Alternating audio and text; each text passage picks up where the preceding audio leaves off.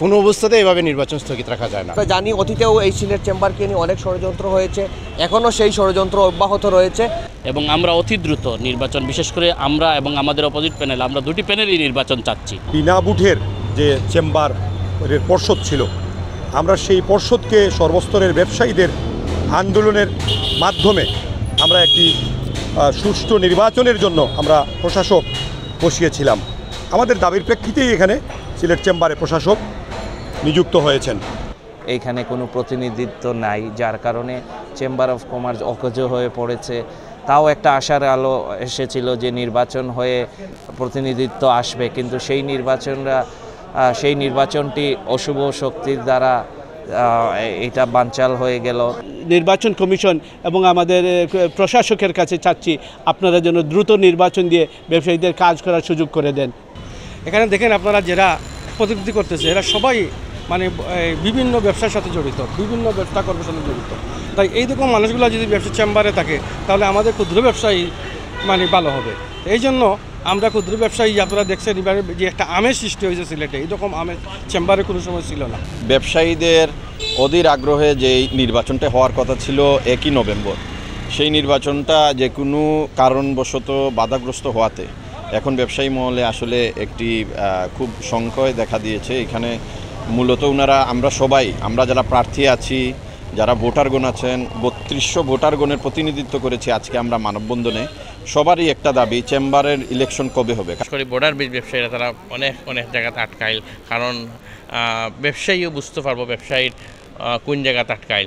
আর প্রশাসনের যারা আসেন তারার কাছে গিয়ে আসলে আমার ব্যবসায়ী হলে, আমার যারা ব্যবসায়ী হল আসেন তারা কিন্তু এই ধরনের সাপোর্ট পাইরা না, এবং এই ধরনের ট্যাক্স ব্যাট বা বিভিন্ন প্রবলেমে গিয়ে আর এই ধরনের সাপোর্ট পাইরা, এবং তারা বিভিন্ন সমস্যা জড়িত। যদি একটা চেম্বারের নির্বাচিত প্রতিনিধি থাকে তাহলে গিয়ে কাজ করা সম্ভব, এবং এই ধরনের প্রবলেম থেকে আমার ব্যবসায়ীরা মুক্তি পাইবে বলে আমার বিশ্বাস। তো আমরা আশা করেছিলাম ব্যবসায়ীদের প্রত্যক্ষ ভোটের মাধ্যমে সিলেট চেম্বারের আগামী দিনের নেতৃত্ব নির্বাচিত হবে। যে নভেম্বরের 1 তারিখে নির্বাচন হওয়ার কথা ছিল চেম্বার অফ কমার্সের, তো মহামান্য হাইকোর্টে একটা রিট হয়েছে।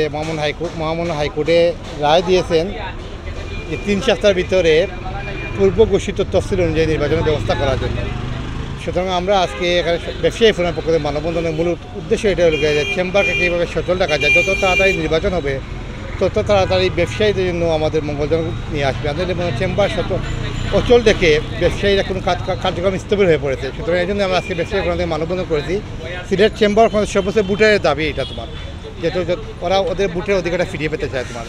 সুতরাং আজকে মূলত আমাদের ব্যবসায়ী ফোরাম থেকে মানববন্ধন হয়েছে, এবং আমরা দুটি প্যানেল চাচ্ছি যে যেহেতু আমরা নভেম্বরের 1 তারিখে নির্বাচনের তফসিল ছিল, নির্বাচন ঘোষণার কথা ছিল, কিন্তু নির্বাচনের 5 দিন আগে, 1 তারিখের 5 দিন আগে নির্বাচনটা স্থগিত হয়ে যায় বাণিজ্য মন্ত্রণালয়ের একটা আবেদনের পরিপ্রেক্ষিতে। এটার পরে আমরা দুটি প্যানেলে আমরা হাইকোর্টে রিট করেছি, এবার দুটি প্যানেলে এগ্রি যে আমরা নির্বাচনে যেতে তোমার। সুতরাং আমরা বিশ্বাস করি ইনশাআল্লাহ যে মহামান্য হাইকোর্ট যে আদেশ দিয়েছেন এই আদেশ অনুযায়ী 3 সপ্তাহের ভিতরে নির্বাচন অনুষ্ঠিত হবে। এটাই আমাদের আজকে মূল দাবি ছিল তোমার। 1 নভেম্বর যেটা ইলেকশন হওয়ার কথা ছিল, এটা এখন আপাতত স্থগিত আছে। তো এটাকে যাতে হাইকোর্টের যে নির্দেশনা আছে এটাকে করার জন্য আমরা ওইটা ত্বরিত করার জন্য চাচ্ছি। এবং আমাদের একটা হচ্ছে যে ব্যবসায়ী প্রতিষ্ঠান, ব্যবসায়ীদের দ্বারা নির্বাচিত হবে তাদেরকে অতি সত্তর জন্য এটা করা হয়। আমরা প্রশাসনের কাছে এই দাবিটা চাচ্ছি। আর আমাদের হচ্ছে যে আপনারা জানেন যেহেতু সিলেটের চেম্বার বৃহত্তর সিলেটের ব্যবসায়ীদের স্বার্থ সংরক্ষণ করে অনেক দিন থেকে প্রশাসকের মাধ্যমে চলতেছে। এই দেখেন কি অবস্থা, ব্যবসায়ীরা বিভিন্ন বিড়ম্বনাতে পড়তেছেন, যারা চেম্বার কাজ করতে পারতেছে না। তো আমাদের একটাই দাবি হচ্ছে যে আমরা নির্বাচন চাচ্ছি, নির্বাচনের মাধ্যমে যে জিতবে, যে আসবে তাদেরকে আমরা বরণ করে নেব। আমাদেরকে ত্বরিত যাতে আদালতের যে নির্দেশনা আছে এটা যাতে প্রশাসন খুব শিগগিরই করে, এটাই আমাদের আজকে মানববন্ধনের উদ্দেশ্য ছিল।